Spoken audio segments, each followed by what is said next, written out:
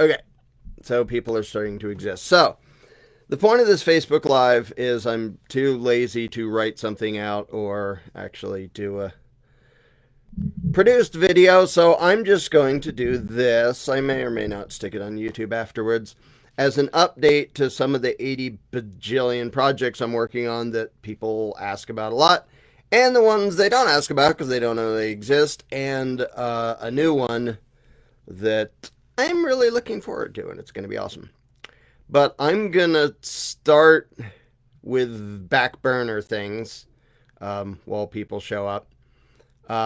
Well, not necessarily backburner things, but things that aren't going to be done anytime soon. I'll start with the mirror because people still ask about that. And I think people way underestimate how huge a thing that is. I'm still mostly focused on the script side of that, which is a big 4-dimensional script. I've talked about this before a million times. I'm still working on it. From the Patreon account for it, I get like $200 a month, so I can't exactly devote much of my time to it because it doesn't pay anything. But yes, that's very much in the works, and when it's done, that is free to the whole world. I'm not going to charge anything for it because I want people to be able to say, hey, you got to check this out, and people can just dive in and start it, and then sort of hopefully get engrossed in not only the exchange, but the visuals and the sound and everything else. So that it's really easy for people to share around. You don't have to like log in or give it this or pay anything or, so once it's done and released to the world, I get jack squat from it. And in the meantime, I get almost jack squat for making it. I have gotten a ton done, and there have been people who supported it a ton in the past, and I was getting a lot more done on it, every day, every week. But yes, that's still going to happen. Don't hold your breath because it's a monumentally huge thing. I'm sure it'll be the biggest project I ever do in my entire life because I can't really imagine how to make a bigger project than that thing. Okay, so yes, the mirror is still in the works. I know it has been for years at this point. Some of the lesser known back burner type things, there's actually a animated series I want to make. I guess I'll spoil it because it spoils it in the first episode. Flippant animated comedy series. The premise being the two candidates, Democrat and Republican, for president. Their speeches are being written by two anarchists in a basement in D.C. somewhere, and neither of them know who is writing their speeches. And so that's sort of funny because I've often imagined that, like, when their speeches are this bad, is like, are they trying to be this bad? And no, I don't think they actually are. But there's fun stuff that can be done with that premise. So will that ever happen? I don't freaking know. Again, I'm starting with the things that, if they ever happen, it'll be in a billion years. I also have a novel called Down, that I actually dreamed at the beginning of it years ago. Which will be a horror movie someday, theoretically, I hope. And I'm actually writing the treatment for it, which is what you can show people in case they want to pay you to write the actual script. But as you could probably guess, coming from me, even though it starts as a horror movie, and actually I've been a fan of horror movies forever, even though I think 99% of them suck and are pathetic and do a remarkably bad job at making use of the things that scare human beings on an existential level. So I'm a fan of a tiny little percentage of horror movies because I think it's fascinating what human beings are scared of. And I don't just mean, there's a tiger about to eat me. Like, that's not particularly fascinating or mysterious. Like, okay, yeah, you'll die if you don't run away. So that's a reason to be upset and scared and run away. But the sort of existential terror of more weirdly disturbing things has fascinated me because we're wired to be scared of things that are just weird and we don't understand, even if there's no reason to actually think that they're a threat to our lives. And it's sort of more a spiritual terror or whatever. Anyway, I'm not going to give a huge speech about that, but yes, I have a story I'd love to make into a novel and a movie at some point called Down. And I was starting to say, as you can probably guess if you know me, even though it starts as just a horror movie done right, it ends with a point that will traumatize people. So there, someday I hope the Iron Web can be a movie. I've done some on the screenplay, not recently, because you have a novel. My novel, The Iron Web, is already out there. But to make that a screenplay, you have to hack out like 90% of it, literally, because the average novel is like 10 hours long. So, don't know when that would ever happen. Now, the important upcoming thing is the Jones Plantation. And I have fun news that you don't get to see anything, but you get to know something, which is a few of us, a very select few, are about to watch a very rough edit. It doesn't, we're not to the color isn't done, the sound isn't done, there's a whole bunch that isn't done, but the first stage is getting it edited together in the order it actually goes. And this will be the first time we've actually been able to watch through a bunch of it. Now, a lot of it I haven't seen because I was there at the shoot, but I wasn't there for all of the shoot.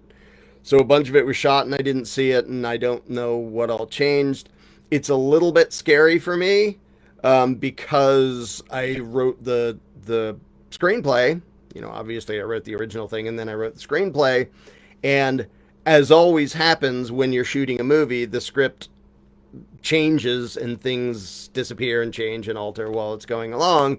So it's sort of like, I don't even know what all is still left of my script. Now, I'm not scared as in, oh, they butchered it and the message is gone. I know that's not the case. I just don't know exactly in what form and what pieces of it are still going to be there the way I envisioned them, or the way they've changed, or some pieces being left out and stuff. So I'm not at all scared that it's not going to be good. It's just sort of weird to have to hand off, because I'm not a director. I don't know what the hell I'm doing, and the director has to be the director.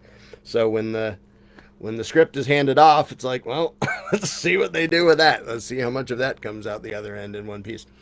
So I'm about to see that when we watch the rough cut, and if there isn't a whole bunch to do, like other than, I don't want to get into the technicals too much. Once you edit it together and you have the timing exact, the fact that the sound isn't done and the color isn't done and a bunch of other things aren't done doesn't stop me from being able to do the music for it. Because once you actually have the exact timing of the movie, it doesn't matter what it looks like exactly. And there may be like things that have to be like digitally fixed after the fact and stuff like that. But that doesn't matter. Once I have a cut and I know that the timing is locked down, then I can start doing the music. As I mentioned before, in between writing the script and the music, it's not my project. I'm not a director. I'm not an editor. I don't know what the hell I'm doing. So that hasn't, people who actually know what they're doing. The director, Andrew, has been working on this for months. And I've seen bits and pieces and stuff and had, tiny little bit of input here and there, but it isn't really my project between writing it. I mean, while we were shooting it, I was rewriting scenes, and that was this whole traumatic experience too, rewriting them like at night to shoot them the next day because we had to change stuff, and that was just a giant traumatic nightmare. But I think it's going to be awesome. I haven't seen it yet, and in the very near future, I'll be seeing that, and it may be time to hand off to me, and I will basically hide in a closet for however many weeks to do the music. And the cool thing is I can be doing the music. Nobody's waiting for me because they'll also be doing color and sound and everything else. They're not just twiddling their thumbs waiting for me to get done. So I suspect that I'll have the music done by the time all that other stuff is done anyway. And then we might have an actual movie. And by might, I mean we will. So that's really dang cool. It's really dang cool to be getting to a point where we're about to see a rough cut. And no, it's not for public consumption. And most people don't nearly get, like, if you've produced, like, an actual movie, which I haven't, or if you've produced music, you know that when it's a rough idea, there's hardly anybody you want to play it for. It's like you get that this isn't mixed right and it's missing parts and it has placeholder, like a part that's just there because something is going to be there, but this isn't it yet. And so you know, most people who don't understand what's involved in the production of like an actual, you know, piece of music or an actual film or something like that, um, they don't know what they're looking at when they see a rough version. So it's like, oh, this isn't very professional because there's no contrast and there's no color and the sound goes up and down. Yeah, we haven't done that stuff yet. And most people don't know how to look at something and ignore the stuff that isn't done and appreciate the stuff that is done. So no, nobody else gets to see it until it's out. But it's exciting for it to be to the point where that's about to happen. Yeehaw, and that is about to happen. And then once we have a locked in cut, then I can dive in and do the music. So now, when I talk about like down and the animated thing is probably going to be called the muck mill. When I talk about those things, I don't know if they're ever going to happen because nobody's paying me to work on them. I work on them when I have time, which is almost never. I have to focus on things that pay my stinking bills. And that brings up a new project that I totally want to do. The idea has been around for months. I don't think I've ever mentioned it in public. And it, like, if the edit of the Jones Plantation is ready to go, everything else gets put on hold and I focus everything on doing the music for that. If not, I've been doing bits and pieces on this new upcoming project, which is going to trigger a bunch of people, but I think it's actually really important. But already been working on it for free. Like, nobody's paying me to work on the thing. I'm going to put information in the description of this video on how to actually donate if you think, yeah, that's something that I really wish was out there. I'm sure you've all seen it, and I see it now all over the place on Facebook, is the war machine trying to drag more people into being cannon fodder. The recruitment efforts by the Marines and the Army and the blah, blah, blah. Join up and be all you can be and go die pointlessly on the other side of the world to make the worst people in the world richer and more powerful. Yay! So you see that all over the place, and that constantly annoys me, and it's sad to me that people fall for that and people are having their lives destroyed or ended, or they're maimed, or they're psychologically demolished by going in. And so I think it would be awesome to have basically a counter propaganda campaign to go against how they try to entice young men to run off and be thugs of the state, which is just really sad and horrible and evil. And they also entice young women, but I think that's still a tiny percentage. So what I want to do when I have time and when I'm able to do this while still paying my stinking bills, which don't know if that ever happens, is make a music video of a song, an original song. Song's already written, the lyrics are already written, and it's going to be called Man in Uniform. And you know the cliche of how much they propagandize, oh golly gee, that guy in uniform, he looks so awesome and handsome.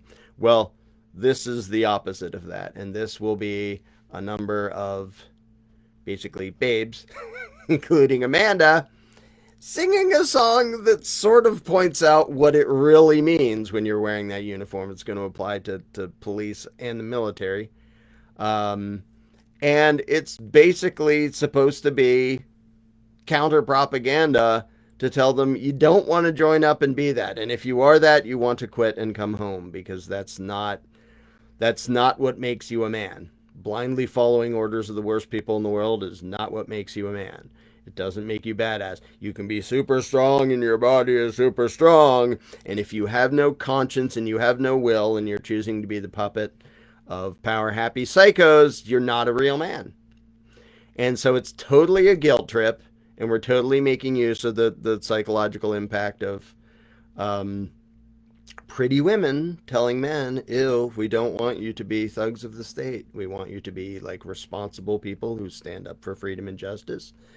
And it even has some nice lines in there about saying, you probably had good intentions when you were signing up, but at some point you had to notice, I'm paraphrasing obviously, that what you're doing is not fighting for freedom. You're obeying orders and doing nasty stuff to empower the worst people in the world. So that's the general gist. I now have, I'm not going to bother to pick it up, but I now have access to a ridiculously good camera, that's not only is it good enough to do a movie, some of the B-roll for Jones Plantation was actually shot on it. Not by me, but by people who know way more about doing that stuff. But it's a Blackmagic Pro 6K that can do all the way, which I'm just on my stupid laptop at the moment. This isn't it. But it can actually do professional production stuff. And so I've already been working on like building camera dollies, because even something that simple as having a camera dolly where the camera moves, smoothly and steadily magically makes something look a zillion times more professional than a lockdown camera. And anyway, I don't need to get into all the technicals, but I've already been thinking and planning out shot by shot how the video is going to work. And my goal is literally to just have this video called Man in Uniform of a song, doesn't need an explanation, and anybody will be able to take that link and post it under every single one of those goddamn recruitment ads where they're trying to drag people into throwing away their lives for the state, and just post it all over the place. The fact that it's called Man in Uniform and will feature babes is totally a way to catch people off guard, because some guy who's like, I'm going to join the Marines and be a badass and everybody will adore me. Oh, look, here's some pretty women singing about a man in uniform. Like, totally catch them off guard and get a message out there that totally needs to be. Now, it's already true, and they've even admitted this publicly, both for police departments and the military. For the first time, they're having a really hard time keeping up with their recruitment efforts. Not enough people are volunteering to be cannon fodder or thugs of the state. And a lot of police departments have actually said, well, that's because everybody hates the cops. It's like, okay, well, maybe you should wonder why they all hate the cops instead of just deciding that, well, I guess everybody turned into criminals overnight. No, it's because more and more are figuring out what you actually do. And it's not what the cops do in movies and in Hollywood. But the fact that Hollywood is the propaganda wing 99% of the time of the ruling class. Like all the shows you see about cops and detectives and we're going to save the day and stop this terrorist. Yeah, that doesn't ever happen in real life. Like, you made a terrorist, you got some poor, sometimes literally retarded kid to fall for something, pretended he was a scary terrorist, shut down the operation that you set up and made happen, and then bragged about it. Like, you don't see that on the cool cop shows, do you? Because it would make them look as bad as they are. And you don't see on the cool cop shows them just randomly harassing and ticketing people for stupid stuff that didn't harm or threaten anybody. But that's the vast majority of what cops do. So what Hollywood portrays as far as the cops is almost entirely propaganda, and it's time for propaganda in the other direction. Now, I know the term propaganda often sort of implies dishonesty and lying. Technically, it doesn't mean that. And this will be the opposite of lying, but it's still, I use the word propaganda just to mean something persuasive, to persuade people to think about things a different way. But we don't have to lie to them and sugarcoat stuff and use euphemisms and bribe them with stolen money to run off and get blown up on the other side of the world. But anyway, that's Man in Uniform is a project that I really want to do. I think it'll be freaking awesome. I do already have a number of people who are volunteering to be in it. A number of babes who would definitely get the attention of people who want to be in it. And first, I'm going to do a rough version where Amanda sings all the parts and we actually sort of storyboard the entire video, but in real life, to make sure it all works and stuff. And then we can bring in people and do the real recording of the real vocals and put it all together shot by shot. And I think it'll be tricky and really cool. It won't just be here, aim a camera at someone dancing around like an idiot, which is what a whole lot of music videos are. I think this will be really dang impactful. And actually, my favorite part of the song um, is the bridge. People who know music know bridge is just you throw in a piece in the song that doesn't match any other piece. It just sort of breaks it up in between verses and choruses. You have a bridge that does a thing. Well, it's slow and melancholy and kind of depressing, and I think it's going to traumatize people, but in a good way because it suddenly gives total sympathy and tells people, is this, why would you do this? What do you think you're going to get out of it? And it basically tells them, here's what you're probably going to get out of it. And it isn't gentle, but that part totally is sympathetic. And I think a lot of people are going to be traumatized by that part and the rest of it too. So, but will it ever happen? I don't think it now. It depends if I have other things paying my damn bills or if people donate to it. When I have a project that people are donating to, then I can like throw my time and effort into that because, okay, the money from that is paying my freaking rent. So I can actually can and have to focus on that because I get paid to do this thing, so I do that thing. Otherwise, it's work on projects in between doing stuff that actually pays the bills. I will mention, and then I'll dive into comments. I think I'm being suppressed as hell on this because I think almost nobody is seeing this. 21 people. Normally, it's way above that. It's Wednesday. It's the middle of Wednesday. Whatever. But it'll stay up as video. I am going to be at an event called Music and Sky in, I forget where the town is. It's basically west of Los Angeles. And I realize west of Los Angeles is called the Pacific Ocean. I mean, a little bit west of Los Angeles, up the coast a bit. And I think it's just the website's musicandsky.com.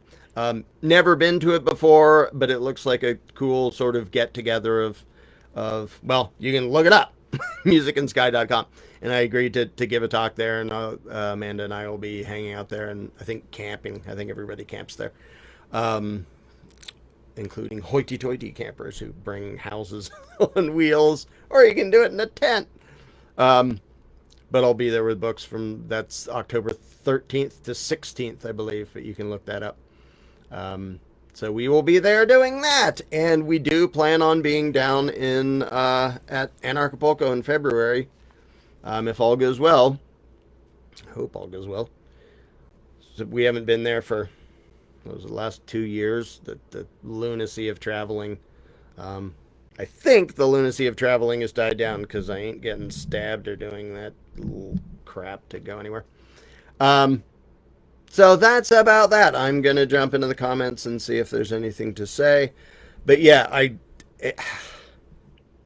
there's so many of these projects that when something's artistic, you can't really, including Jones Plantation, if you don't have the thing to show people because you haven't made it yet and you're saying, I want you to help fund this thing for a project I think is really cool, you can't just telepathically give someone your vision and have them know what the hell you're talking about and what it's going to look like. And it's the same thing with Man in Uniform, which is, much smaller project because it's a 5-minute video instead of an entire freaking movie. So obviously the Jones Plantation is massive compared to this dinky little side project I'm doing.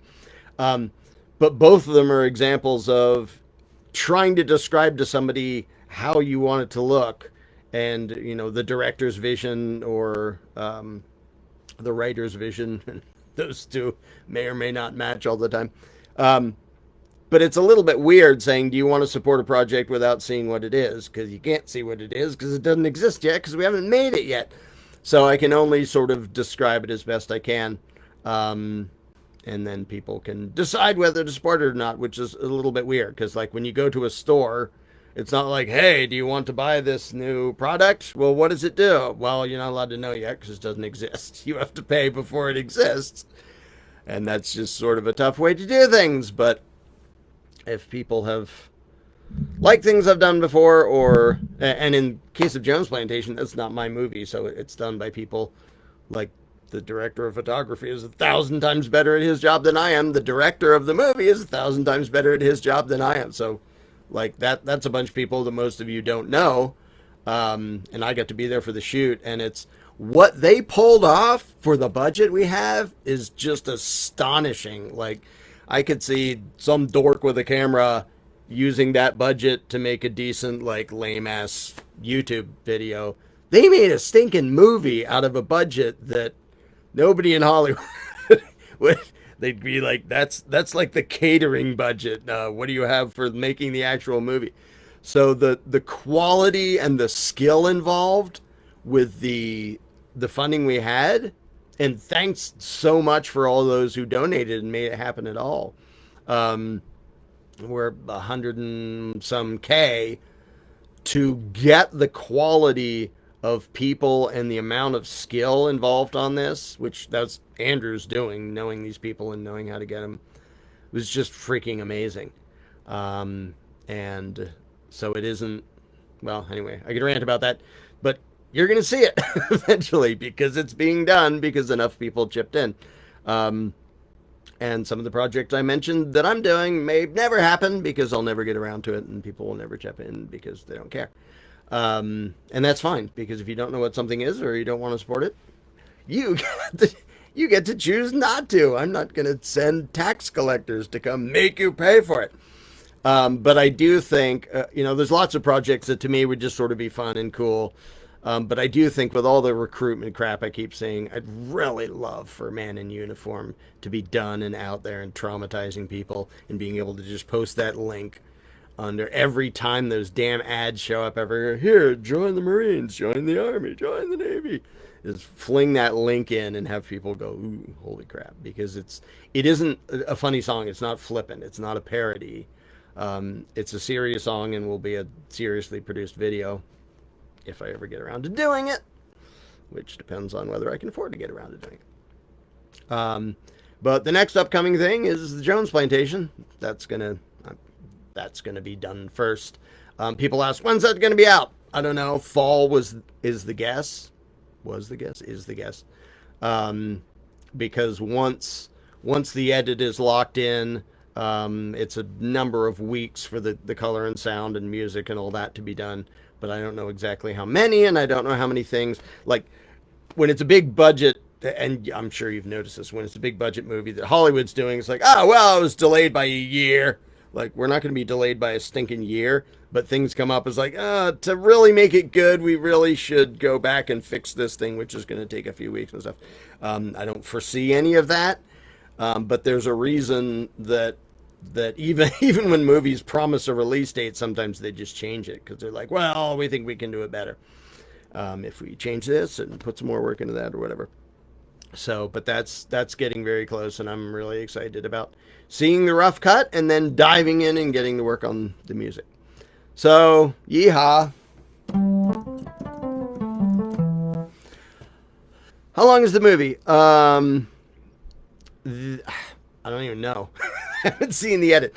I'm guessing about an hour and a half. It may be longer than that. I know that the original screenplay was way too long. It would have been over 2 hours long. So I'm like, I really like this. And he's like, cool. Now hack out like a quarter of that because we don't want it to be that long.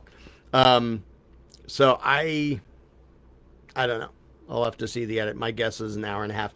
We're not doing, marathon 4 hours Lord of the Rings director's cut.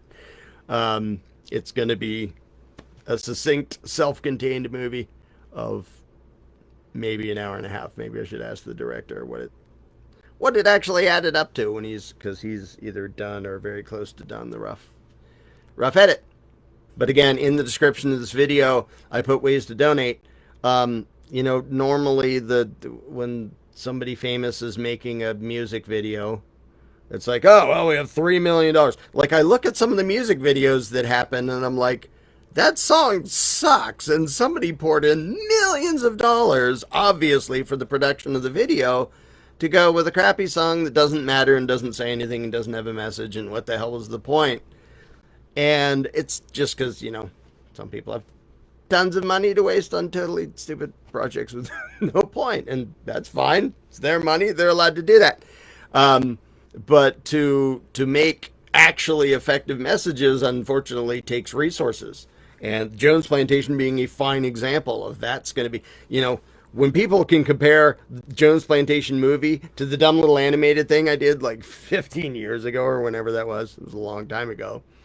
The message is more or less the same, and the impact will be 50, 100,000 billion times greater with the movie because of the production value and the depth of it and all that. And unfortunately, the message and the ideas don't carry themselves when it comes to conveying it to other human beings. You need to have an actual mechanism, a vehicle, as it were, to carry the message to people in a way that is persuasive and professional looking and all that. And we totally have that on Jones Plantation. Will I ever get around to finishing Man in Uniform? I don't know. And if people think, wow, that would actually be a really good thing, then chuck in some real money. Again, when I do productions myself, I do them for about a gazillionth of the price that anybody else would do it. Like, I'm building my own camera dolly. It's like, oh, I'm going to buy a $30,000 camera dolly. Like, no, I'm stinking not. Just, if I don't nearly have that money, and if I did have that money, it would be going to rent. But, so, you know, my dream budget for Man in Uniform would probably be like, I mean, dream budget going completely overboard, $10,000, mainly for tickets to bring people in to set up the shoots and stuff. But I don't even, you know, I could do it for half of that and it'll look awesome. Theoretically, I could do it for none. It'll just take a while till I get to it and happen to have the timing to whatever. Anyway, I've babbled about that enough. But it is, you know, it's a little frustrating to know that the propagandists for the state have unlimited resources because they print their own money and they rob all of us to fund their propaganda. And they spend, I think the U.S. military spends $3 billion a year on propaganda trying to get people to sign up. And so, yeah, I don't need a $3 billion budget to make the counter message I'd like people to see. But for $5,000, I could make something really damn good. And for $0, I could make something really damn good. It'll just take a lot longer and maybe never happen. But whatever. We will see what happens. Anyway, that's some of the stuff I'm working on. I'm also working on other stuff that I'm not telling you about yet. So I'm constantly busy. But yeehaw. If you want to donate, that'll make it happen faster or at all. And if not, whatever. I'm not going to come put a lien on your house or put you in a cage for not supporting what I do. The plus side is that's the only moral way to do anything. The downside is I don't have a $3 billion budget to spread my message. Darn. Maybe I need some tax collectors. Just kidding. Alrighty, so there's that. Have a fabulous day. Yeehaw.